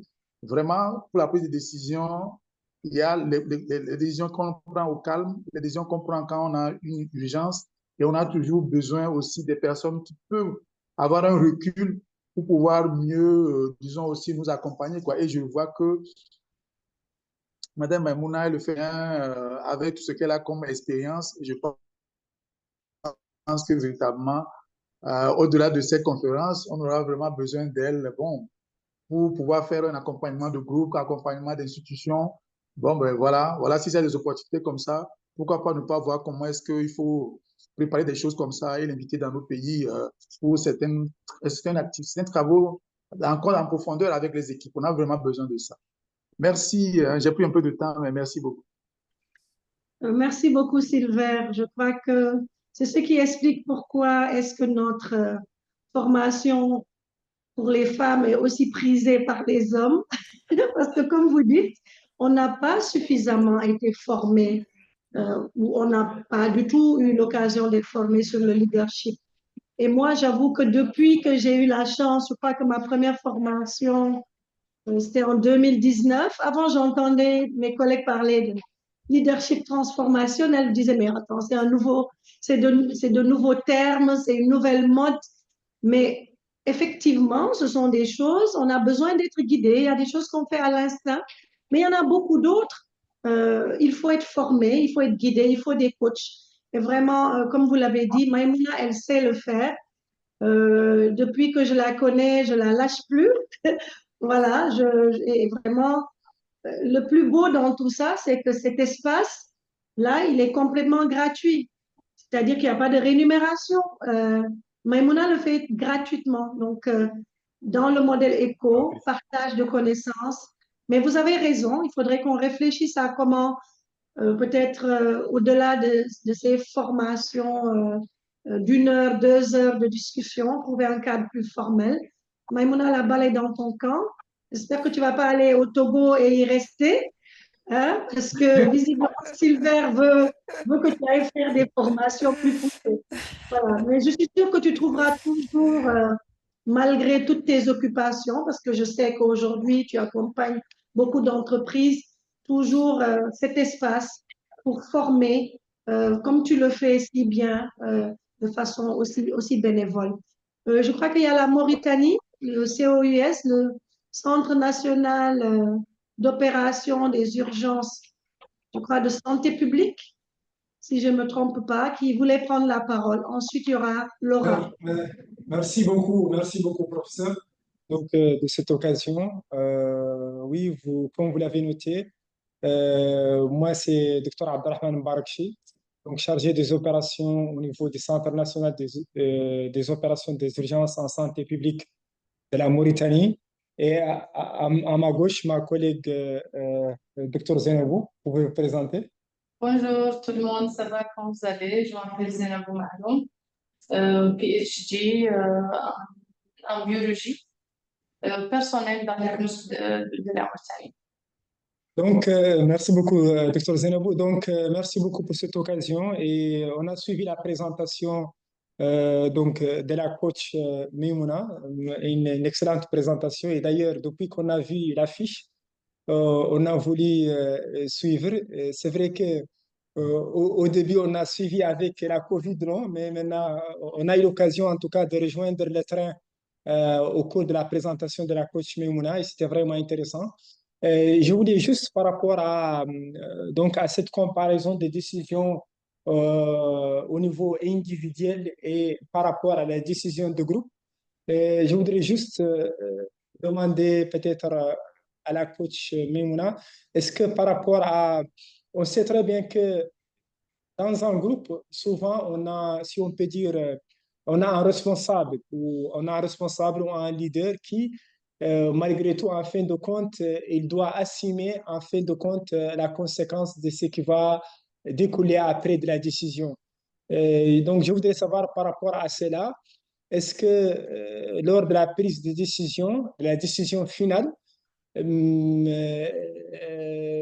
qu'en est-il en fin de compte? Est-ce qu'il faut toujours se référer si on peut dire, à la volonté du groupe, ou en fin de compte que parfois, le responsable du groupe, comme il doit assumer en fin de compte, et si peut-être parfois, on sait que dans certains groupes, il y a peut-être, si on peut dire, il y a des anciens, il y a des nouveaux, il y a certains qui ont plus d'expérience, des trucs comme ça. Et cette polyvalence, ou si on peut dire cette différence entre les différents membres du groupe, parfois fait que les gens ne sont, à un certain moment, ne sont pas au même niveau d'information par rapport à certaines choses. Donc, je voudrais savoir, est-ce qu'en fin de compte, la décision finale, elle doit toujours découler de ce qui, des échanges dans le groupe, ou en fin de compte, un responsable, à un certain moment, doit assumer la décision finale? Donc, juste, je voudrais un éclaircissement par rapport à ça. Merci beaucoup de la session. Merci beaucoup. Merci beaucoup aux collègues de la Mauritanie. Laura, on court là contre le temps. Allez-y très rapidement. Si vous voulez intervenir. Merci Oui. beaucoup, Alimato. En fait, moi, je vais intervenir vite fait. Déjà pour féliciter rapidement Maïmouna pour cette belle présentation et dire qu'en allant au Togo, elle peut traverser par le Mali. Ne pas hésiter à demander Laura en passant. Je voudrais dire que ce que j'ai retenu grosso modo, en tout cas moi, mon point d'action, c'est surtout sur la partie de savoir accueillir des décisions qui viennent de la hiérarchie, qui sont pas forcément celles qu'on aurait espéré avoir, mais il faut savoir le gérer. Mais moi, ce que je voudrais dire, c'est de ma petite expérience, je sais pas si ça peut aider, mais je pense que la décision, on peut y contribuer même sans en être invité. L'attitude de leader, c'est en soi. C'est une personnalité qu'on développe et qu'on veut exprimer, mais de manière stratégique aussi. Donc, deux fois, il peut avoir une décision à prendre. Nous ne sommes pas forcément impliqués dans les personnes directes qui doivent se réunir pour poser une décision. Mais nous pouvons contribuer si on est attentif et qu'on se rend compte qu'il y a une situation critique par laquelle l'entreprise peut passer et il faudra prendre une décision importante. Et quand on a des idées, on ne devrait pas hésiter à les partager à son N+1. Moi, je pense que la décision, pour qu'un bon manager soit à même de prendre des décisions, il faut beaucoup de paramètres. Il faut bien évaluer son contexte. Et pour l'évaluation du contexte ou bien les différentes idées, il ne faut pas avoir peur de dire à son N+1 que voilà. Je pense que dans cette situation, moi, en tout cas, j'aurais fait ça. Et ça peut l'aider indirectement à réagir ça peut l'aider indirectement à prendre une décision positive ou à prendre en compte un paramètre auquel il n'avait pas pensé. Moi, je voulais juste ajouter que dans le processus de décision, on n'est pas toujours directement impliqué, mais on peut s'y impliquer quand on a le leadership en soi de manière subtile et puis contribuer au bien de toute l'entreprise ou l'organisation. Voilà ce que je voulais dire. Merci beaucoup, Laura, pour cette contribution. Maïmouna, juste un mot peut-être pour nos collègues de la Mauritanie, si tu veux leur apporter. Oui, alors juste pour Laura, je veux juste dire que je suis entièrement en phase avec ce qu'elle dit. Et on l'avait dit que le leadership, c'est pas seulement des titres, hein. Je veux dire, il y a beaucoup de gens qui peuvent être juste dans une équipe et qui peuvent faire preuve de leadership. Et en fait, ce que vous dites, c'est la force de proposition. Et que preuve de leadership, c'est aussi être une force de proposition, oser proposer des choses à ses supérieurs hiérarchiques. Maintenant, par rapport, donc je salue la Mauritanie. Et alors, ce qu'ils ont dit, c'est très pertinent parce que, en fait, c'est vrai qu'il y a toujours ce côté très subtil.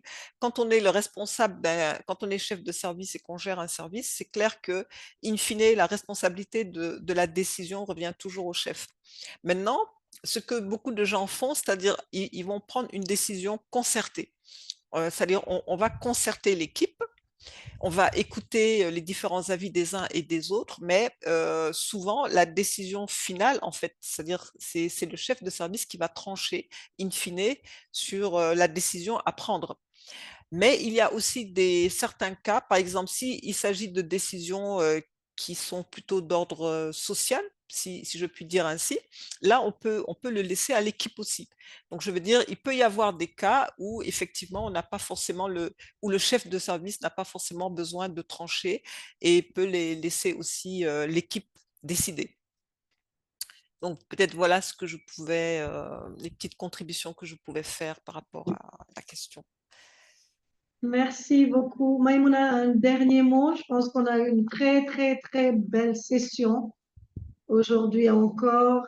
Je voudrais saluer Hélène Maritza Orantes, qui est d'Amérique latine et qui nous suit depuis le début.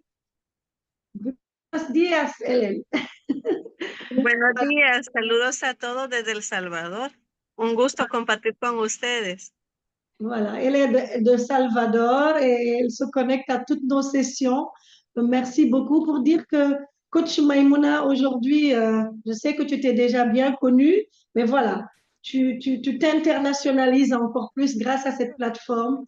En tout cas, merci beaucoup pour ta très belle présentation, ta contribution. Merci à professeur Fatou Samba Diagondiaï pour d'avoir accepté de lever voilà, un coin de voile de sa vie à l'hôpital de l'Aljam, qui finalement n'a pas été de tout repos. Nous, on pensait que voilà, ils avaient le plus bel hôpital, que tout était facile. Mais en fait, non, on se rend compte qu'il y a eu des moments très difficiles et elle a bien accepté de le partager avec nous aujourd'hui. Maïmouna, un dernier mot. Oui, peut-être le dernier mot que je vais dire, on est là tous ensemble et je pense, comme l'a si bien dit, enfin certains d'entre vous l'ont souligné, l'idée c'est de grandir ensemble. Donc voilà, on est là pour partager nos connaissances, nos expériences et essayer de grandir ensemble et de faire en sorte que la communauté puisse grandir aussi. Donc voilà, merci. Merci. Donc, ça va être le mot de la fin. Eco Gender Equity and Leadership est une plateforme qui nous permet de grandir ensemble, de partager nos expériences. Comme ça a été dit, hein, chacun de nous, dans sa vie de tous les jours, on n'a pas besoin forcément d'être chef de service pour être un leader. On est confronté tous les jours à des prises de décision, à des situations où on doit faire preuve de leadership. Donc, vous avez cet espace. Merci de venir partager avec nous votre expérience. Aujourd'hui, nous étions 93 connectés. Je crois que c'est un record. En tout cas, merci à tous et bonne fin d'après-midi. Au revoir. Merci, au revoir. Merci Alimatou. Bravo et merci pour Merci. Salimatou. Au revoir à tous et à toutes. Au revoir. Merci. Madame Maïmouna, merci, bravo. Merci, Conan. Je te vois intervenir. Ça veut dire qu'aujourd'hui, tu as été touché, c'est ça? Habituellement, tu ne parles pas. Merci Alimatou. Merci à tous. Merci à tous. Merci. Merci, au revoir, à la prochaine. Oui. Merci, professeur Indou. Merci à tout le monde. Omar, Mamadou Ndiaye, Pierre, Jean, Martial, Ousmane, Joseph, Yapo Guillaume, Fabrice. Oui, merci beaucoup. On l'a bien suivi. Yao, Messon, Juma Ndiaye, Leikou Mendir, qui est membre de notre équipe, Mam Maïmouna Lai. Oui, grand merci. On vous a bien suivi. Nous mettrons cela en pratique vraiment. Merci. Oui. Professeur Elisabeth Diouf, Sandrine Kouakou, Anna Astoufal, Khadija Oui. Maïmouna, je ne trouve plus le Et nom. Joël. Camara. Oui, Henri Joël. On ne vous a pas entendu aujourd'hui. Vous étiez dans... Oui, voilà, je vous ai suivi religieusement. Merci. Prochainement, je pense qu'on va réagir. Merci et bon après-midi à vous là-bas. Merci Henri. Djende, Joseph, Astoufal, Marié Toutal. Voilà. Merci à tous. Gloria, Aïssatou Sow, Salifou Sidibé, Shirley, Évariste, Alain Claude, Sidi Mohamed, Aïssatou Ba. Je lis au hasard hein, les noms que je vois défiler. Salif Yoda. Voilà. Merci à tous et bonne fin d'après-midi. Au revoir. Ok, merci. Bye bye à vous. Super.